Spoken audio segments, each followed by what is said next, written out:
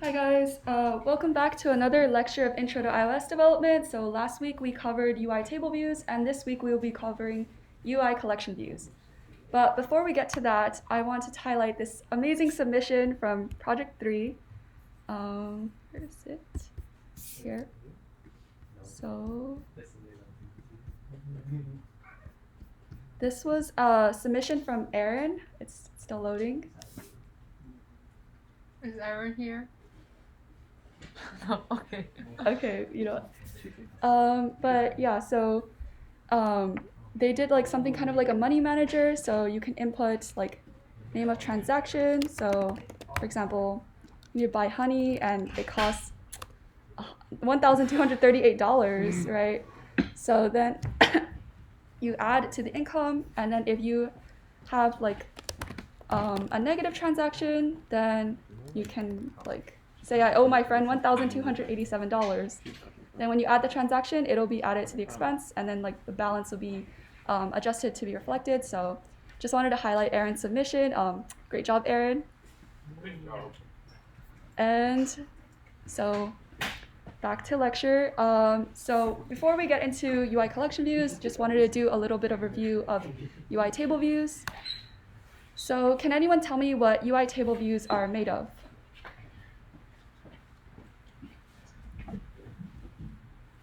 Yes.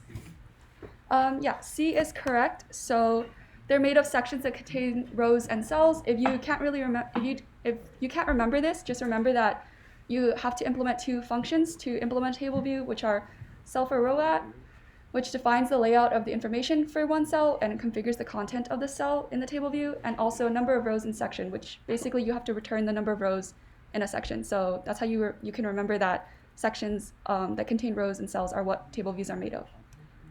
And so second question is, which table view methods are optional to implement? There could be multiple answers.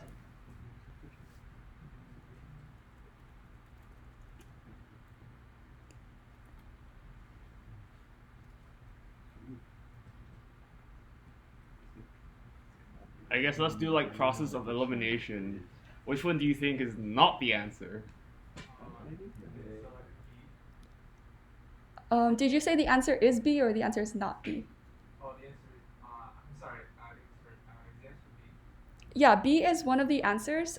So you don't need did select row at because you don't need to define cell selection behavior for a table view, because some table views you don't have to like necessarily tap on them. There's like no action, they're just there to display data.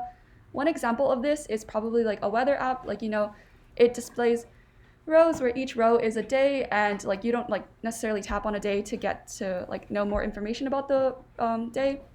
So yeah, you don't need to implement did select row at. And can anyone tell me what the second one is? There is another one. See? What? Nice elimination. All right, well, if it's not A or C, there's only one option left. So height for row at, you actually don't need to implement height for row at because your table view will automatically calculate a height for each cell, and that's because its row height property is set to automatic dimension by default. And the only reason you would probably ever have to implement this function is if you wanted each cell to be a specific height for some reason, or like that's part of your design, then you would have to implement this function. So yeah. Before I get into lecture, does anyone have any questions on those two questions? Yeah. Oh yeah. So cell for row at is the one that you need. So cell for row at is to like define the layout of the information for one cell. So if you remember, it was like let cell equals collect table view dot dq reusable cell, that thing, and then return cell, that function. Yeah. Does anyone else have any other questions? Okay, so into UI collection views. So UI collection views are used to display a grid of items, and they're very similar to UI table views with just some minor changes. So basically, because of this, you can implement a table view with a collection view actually. And like a table view, a collection view has sections, so they have like a header, cells, and then a footer. So in this photo album, you can see an example of where you can use a UI collection view, but also a UI table view. So if you were to use a UI table view, then each row would be like a cell and like it would have 3 images. Whereas if you use a UI collection view, then each image is an item. And so the idea is in UI collection views, instead of specifying rows, we specify items. And other examples of collection views are Spotify and Netflix. So if you see, these collection views are able to be scrolled horizontally and vertically. So horizontally, like for example, in Spotify, you can scroll through the albums horizontally. And then also you can scroll through like entire view like vertically. And so basically UI collection views allow more flexibility than UI table views. So similarities in implementation. So if you look at this function, these 2 functions, they're from UI table view data source. You have to implement number of rows in section and self or row@, which we said in the review. Well, in UI collection views, it's almost the same, except it's number of items in section and self or item at. So it's like almost exactly the same. So the item in a UI collection view is basically a row in a UI table view. So notable differences are like we said, you can scroll in both directions for UI collection views. So you can scroll vertically and horizontally. And you can adjust both the width and the height of each cell, whereas like for a table view, you can only adjust the height. And because of this, like you can implement anything that can be implemented as a table view as a UI collection view, but you can't do the reverse. So if you wanted to implement a table view as a UI collection view, the only thing you'd have to do is basically set the width of each item in the UI collection view to be the width of the table view. So then you can mimic the row behavior. And an additional thing you have to implement if you want to do UI collection views are UI collection view flow layout. So this is basically to specify how the collection view items flow from one row or column to the next. And some properties you can set with the layout are scroll direction, so whether or not you want to scroll vertically or horizontally, and inner item spacing, item size, and line spacing. So the difference between inner item spacing and line spacing, you can see in this photo album example. Inter item spacing would be the spacing between each individual item, and line spacing is the spacing between each row. And so that's it for the lecture portion. Does anyone have any questions before I move on to the demo? Okay, so does everyone have the starter code downloaded, and does it work? Like, is there anyone who can't open the file?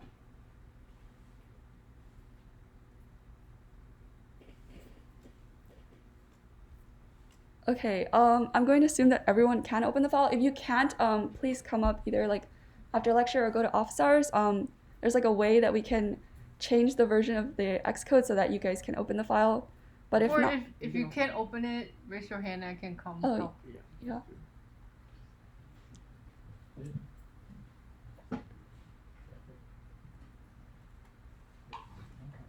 Okay, I'm going to assume that everyone can open the file right now. So this is what we will be building today. Let me pull the simulator back.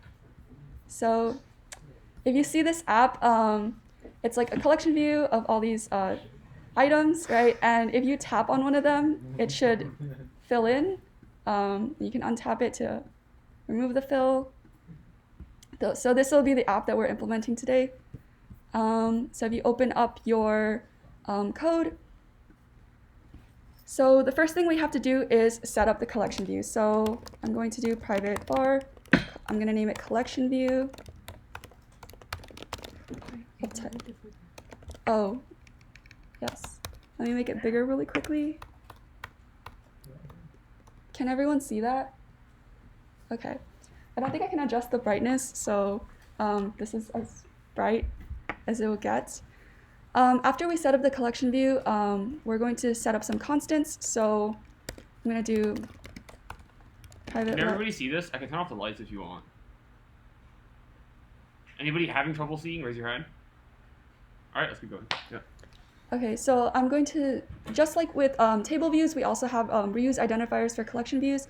So I'm going to call this shapes cell reuse identifier, and I'm going to set it equal to this. And then also, if you notice here, we have these like little labels on the top. These are called headers. So we're going to have like another reuse identifier for that too. So private let header reuse identifier equals, I'm just going to set it equal to this. And then also I'm going to have some padding. which I'm going to set equal to the value 10. And then also a little bit of section padding. You'll see why later.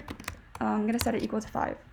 So after having set up these constants, now we can set up first the flow layout, which we will use to instantiate the collection view. So I'm going to do let layout equals UICollectionView flow layout.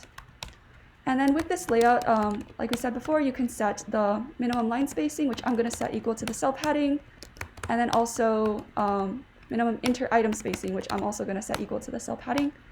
And then also with layout, you can specify the scroll direction. So you can either do vertical or horizontal, but for this, I'm going to do vertical. And then after that, you can instantiate the collection view. So I'm going to do collection view equals UICollectionView. And I just let everything autocomplete for me. So for the frame, we're going to set it equal to .0. And the reason why we do this is because we set the frame of the collection view programmatically. And then the layout, you just pass in the layout that you instantiated before.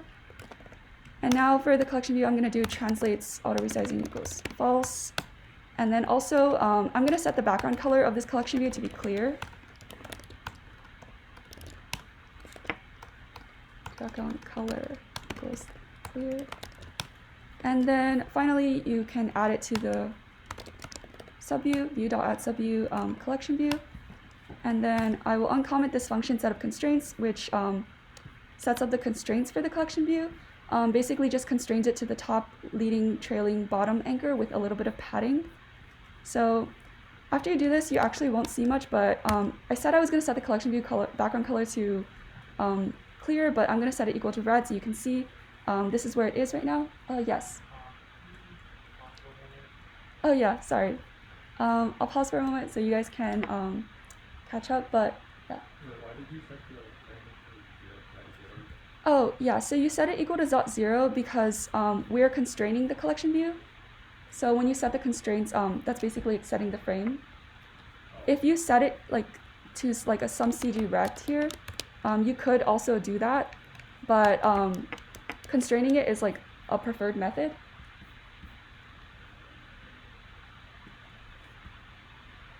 Yeah, so set it equal to the background color to red, but I'm going to change it back to clear now.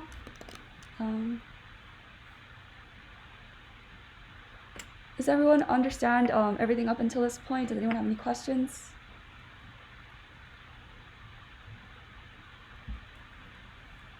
Okay, so the next step is that we're going to have to create the collection view cell and also register it, kind of like how we would do that for table views. So I'm going to do file, new file, and then you're going to remember you have to select a Cocoa Touch class. And then the type you're going to select is UICollectionView cell, and I'm going to name it Shapes Collection View cell. And then you click next and create. So then it's here. And so for this, you're going to have to override the init, and you're going to do super.init frame. So for this Shapes Collection View cell, if you remember from the finished version, you had to have like an image, right? So these are the images that we'll be using. So if you see, there's like circle and circle invert, and then star, star invert. So this is how we'll be setting the collection view like data.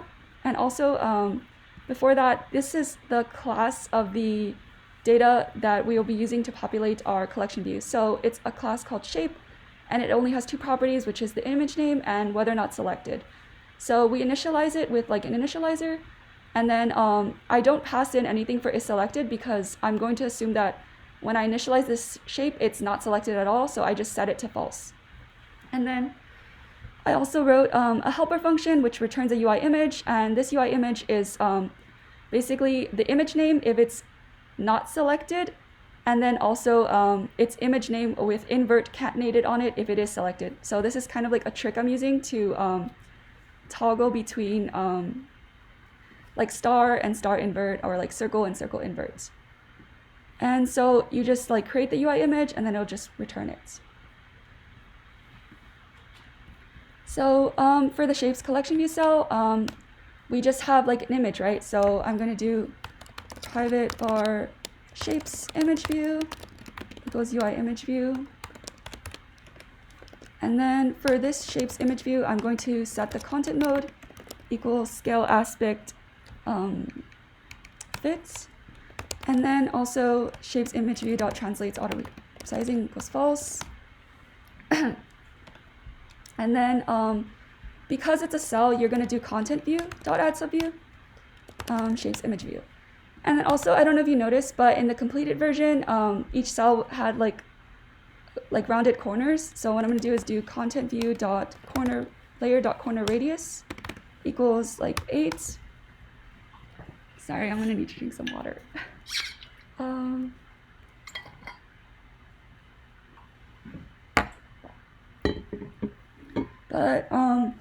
Yeah, so after we set the corner radius, if we want the corners to actually be round, we're going to also have to do content view dot clips to bounds equals true. So basically it'll like clip to the rounded corners. After setting up the image view, we're going to have to also set up the constraints. So I'm going to do func setup constraints.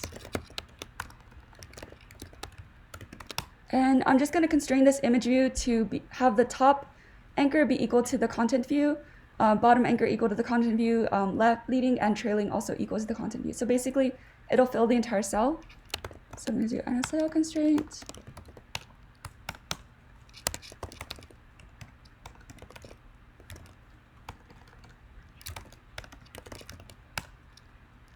Content view, top anchor.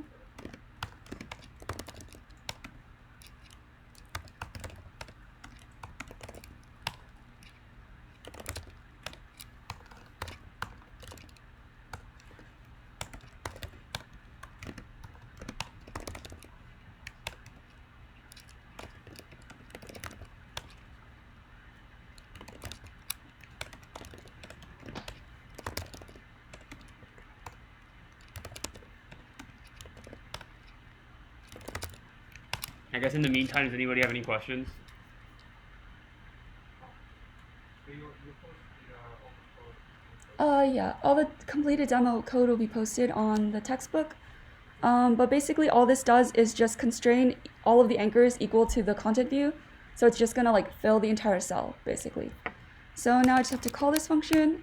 And so that's the setup for our collection view cell. Now we'll just have to register it, kind of like how with the table view you also had to register it. So you're going to do collection view dot register, and there's 4 different options, but you're going to want to register the one that says self class.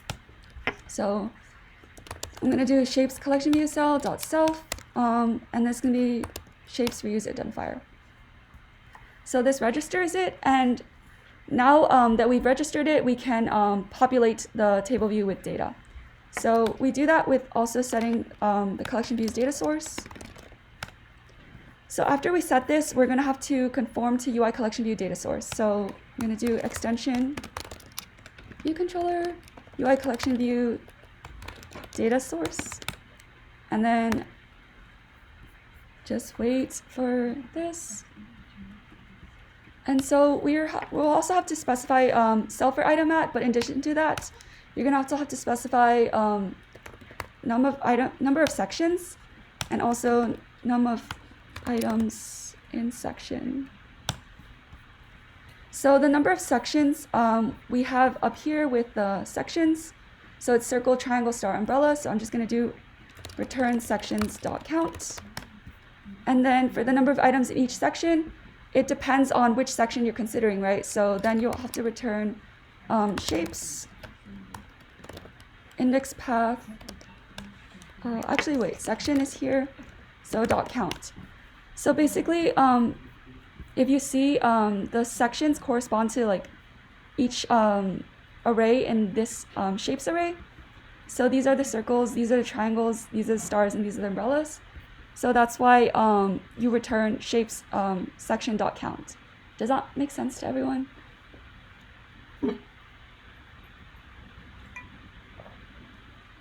Okay, so now we have to configure each of the cells. So I'm going to do let cell equals collection view dot dequeue reusable cell. Kind of like you've seen the syntax before for a table view.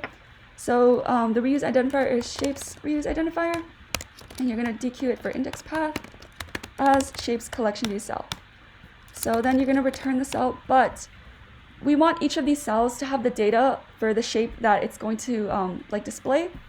So we need a configure function, like with table view. So I'm going to do configure for shape of type shape. And all you have to do is set this shapes image view dot image equals shape dot get image. So this shapes get image helper function will return the image corresponding to this shape. So now here you just have to do cell dot configure for shape, and the shape you want is the one in shapes index path dot section and index path dot item. So if we run this right now, you'll see that it looks kind of ugly. The reason why is because we also have to set each cell's like width, right? So the way we're going to do that is with the collection view's delegate. So you're going to do collection view dot delegate equals self. And so then down here, you're going to extend and conform to UICollectionView delegate flow layouts. And then for this, you're going to have to do size for item at. And so I'm going to let number of rows. I'm going to define a local variable number of rows of CG floats and set it equal to 2. And then I'm going to define a size. I'm going to set this equal to collection view dot frame dot width minus cell padding, and then divided by 2. Oh, well, divided by number of rows, which is 2. And then I'm going to return a CG size with width of size and height of size. So we run that. We'll see that we get this.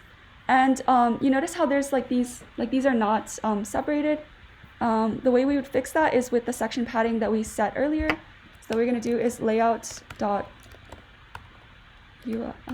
insets section inset equals UI edge insets, and you're just going to set the top and the bottom one equal to section padding. Everything else you're going to set to 0. And if we run that, we see that now there's like space. But you'll notice that we don't have the headers, so like before, like circles, triangles, and etc. The way we do that is with the header view. So we're going to have to create another file for the header view. This file will be a UI collection reusable view, but I'm going to name it header view. So then what you're going to do here is also override the init. So you're going to override init super.init frame. So this header view basically only has one like variable that you need, right, which is the label. So we're going to use the label to like say like circles, triangles, or umbrellas, etc. So then I'm going to do let's var label equals UI label. And this label, I'm going to set its text color equal to gray. And then I'm going to set translates auto resizing equals false. And then for UI collection reusable view, instead of doing either content view.add subview or view.add subview, you actually just do add subview label. And then besides this, we also have to constrain this label to the view, right? So we're going to do setup constraints. And so you're just going to do label dot ns layout constraint dot activate. So you're going to constrain the label's leading anchor equal to the leading anchor of the view, and the trailing anchor equal to the trailing anchor. And then I'm just going to set the center Y anchor equal to like the super view's center Y anchor. So it's going to be self dot leading anchor and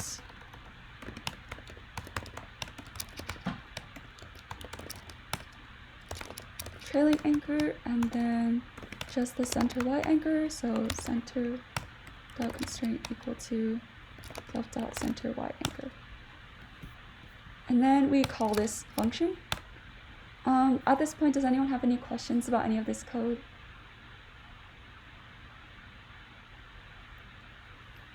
Okay, so Now that we've created this header view, we can register it. So what we're going to do is do collectionView.register. And the one you want to register is the one that says view class. So you're going to register as headerView.self. And then for this, you're going to put UICollectionView.element section header, since it's a header. And the reuse identifier we're going to use is header reuse identifier that we instantiated up here. Now that we've registered it, now we just have to set up the data and then also like set the size. So for here, you're going to do U for supplementary of kind.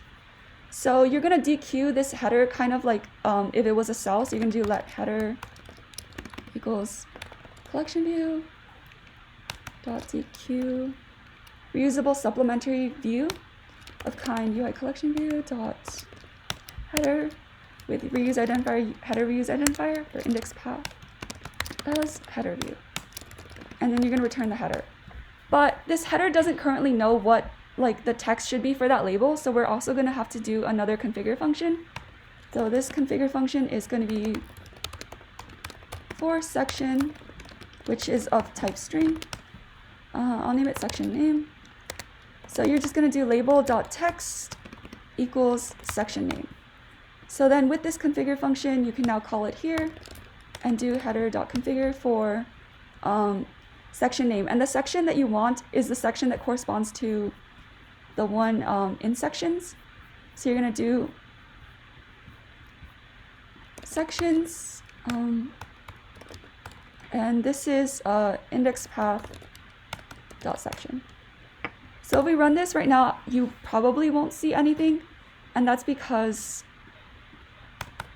we haven't set the size of this header yet. So you're going to do view size, I think it's header, reference size for header and section, and I'm just going to return a CG size where the width is equal to the collection view's width. So I'm going to do collection view dot frame dot width,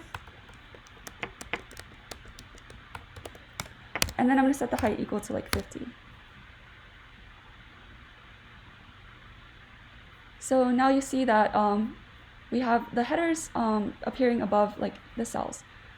Does anyone have any questions at this point? Yes. Sorry. Oh, do you mean this array up here? Yeah. Does anyone else have any questions?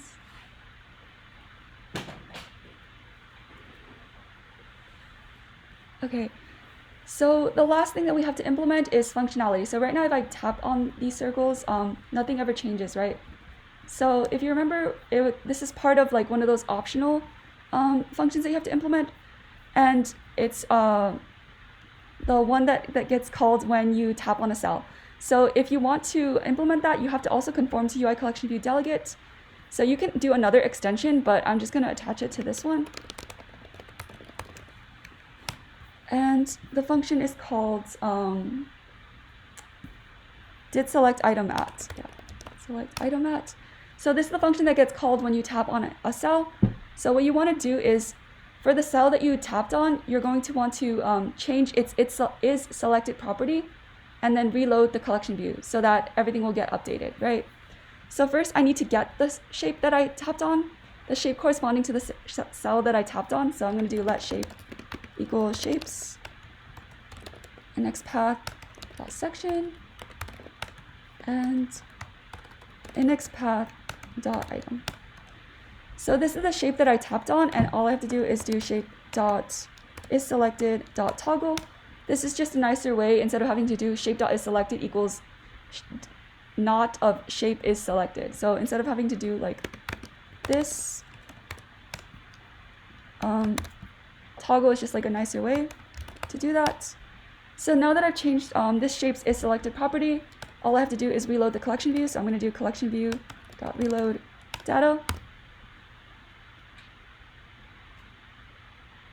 So now when you tap on a shape, they will fill in, because since it's selected, this function in shape called getImage will hit this case where it'll change the image name to be image name invert which corresponds to like the filled in version of each shape. So like circle and circle inverts.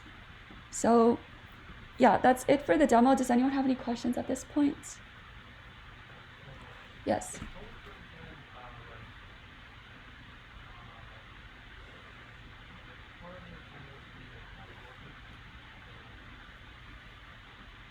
Sorry, could you repeat that? I couldn't really hear you.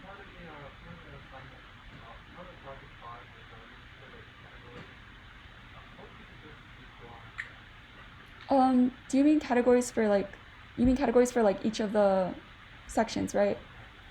So it'll be something similar to this where your categories are your sections and then your data is like your shapes.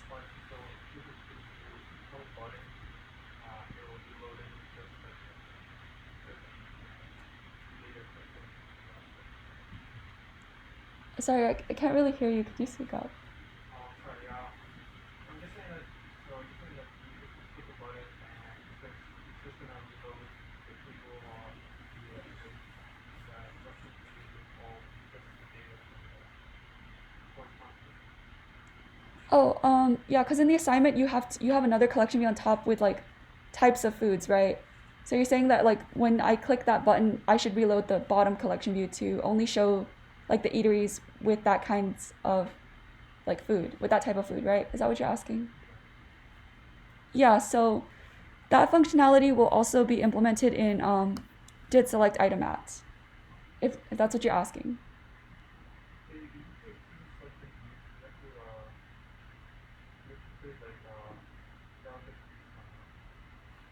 Are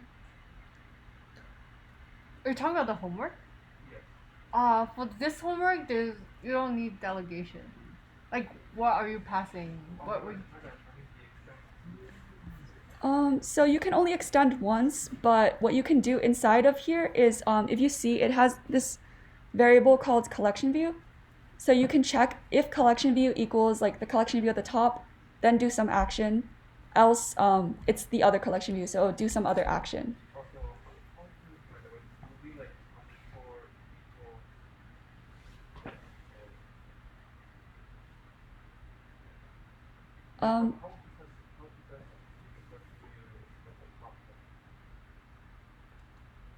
Just like, let's say, for the homework, right? Like, let's say you had another collection. So for the homework, you will need to make two collection views. One for the top filters, and one for like the actual, in the sample, right? Like the eateries. So let's say like here you have a collection view. I don't know. Collection view 1. Sorry, this is really bad naming. Don't call your things collection view 1 and collection view 2.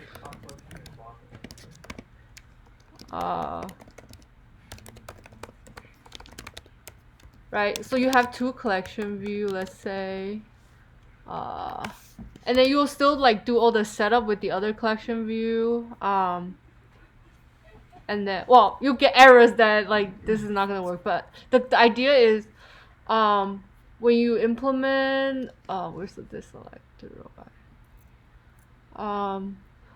Yeah, so you want to know like which one you actually selected, which collection view you actually selected. This as let's say top collection view, and that's called we'll try to do this as a on collection view. So wait, are you asked like the idea is you check like, so here you have a collection view in the parameter, right? So what you can do is just check like if collection view is equal to like collection view 1 view sorry 1, yeah, and then so that means you selected on something in collection view 1. They will go through that if statement. Yeah, so this is how you would do the delegates or handle the delegates or data sources if you had more than one collection view. So same thing when you set up the cell, you will still inside like the cell for item at, right? Or like for example, you can continue. For a number of sections, if you had two different ones and say like your first one is called sections 1, and the second one is called sections 2, which we don't have here, but you could do like if collection view 1 equals to collection view. Oh. So this collection view is this collection view here, and then this collection view is the one that you've instantiated, right?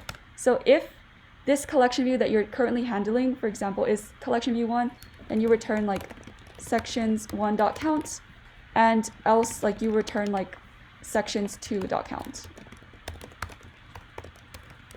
And that's how you would handle having more than one collection view in your code. And you do this basically for every other function. Yeah. So in the homework, you probably don't need sections because you have one section for the filter collection view and then one section for the other things. Yeah. Yeah. Does anyone have any other questions? Oh, yes. This is like the continuation of this next semester, like, Do you mean if there's a continuation of this course next semester? No, this is only a 1-semester course. Oh well, but You can take it again. yeah, it will be the same thing. But There are other courses you can check out if you enjoy front-end development. Android is also quite a good option. If you want to learn how to design the apps you create, GPT is a great creation. It's a great option. A bunch of other things. If you're interested, you can also work on your own projects, and maybe sometime down the line you can also come join us. That'll be quite a good trajectory to go on. Yeah. Does anyone else have any other questions? Yeah.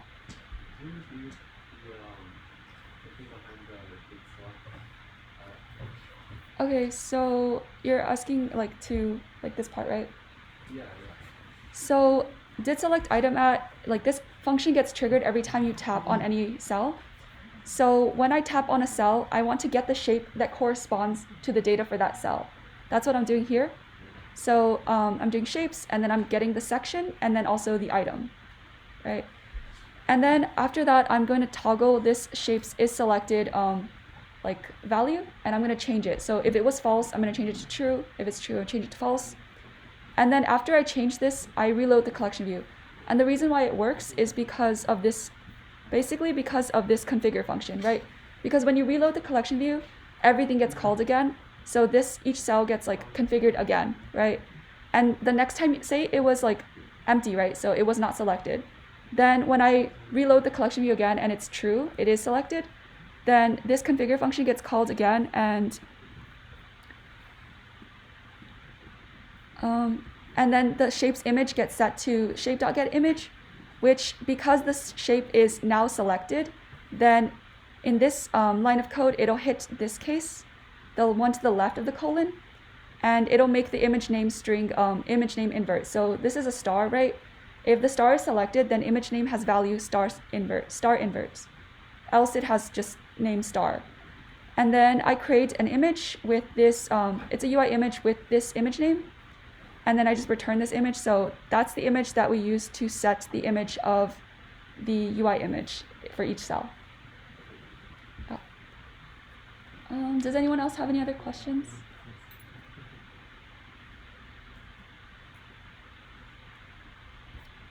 If not, we just have some action items.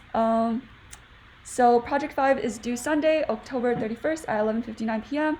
And also this is mostly a suggestion, but if you haven't already, update your Xcode version to Xcode 13 if you are able to, just because it's just a little more convenient, I guess.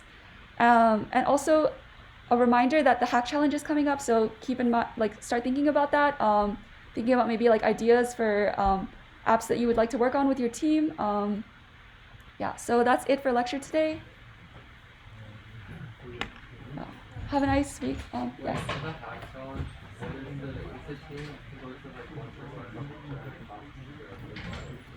You will have at least one member from a front-end group, so iOS, back-end, and back-end, that's it.